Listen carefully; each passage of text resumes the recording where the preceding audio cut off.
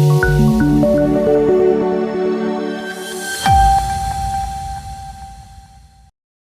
દર્શક મિત્રો, કરવી ગુજરાત ન્યૂઝમાં આપનું સ્વાગત છે।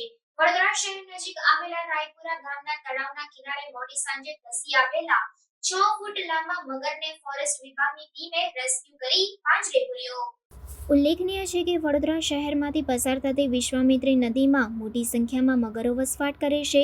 વિશ્વામિત્રીમાં વસવાટ કરતા મગરો ખોરાકની શોધમાં વિશ્વામિત્રી નદીના કિનારા ઓળંગીને આસપાસના ખેતરોમાં અથવા તો તળાવમાં પહોંચી જતા હોય છે। ક્યારેક મગરો જીવલેણ હુમલા પણ કરતા હોય છે। આવો જ એક મહાકાય મગર વડોદરા નજીક આવેલા રાયપુરા ગામના તળાવના કિનારે ધસી આવ્યો હતો, જેને પગલે લોકોમાં ફફડાટ વ્યાપી ગયો હતો। રાયપુરા ગામના તળાવના કિનારે ધસી આવેલા 6 ફૂટ લાંબા મગરને સ્થાનિક લોકોએ જોતા તેઓએ ફોરેસ્ટ વિભાગને જાણ કરી હતી। ફોરેસ્ટ વિભાગના જિગ્નેશભાઈ પરમાર તુરંત જ પોતાની ટીમ સાથે ઘટના સ્થળે દોડી ગયા હતા અને ભારે જહેમત બાદ મગરનું રેસ્ક્યુ કરી પાંજરે પૂર્યો હતો।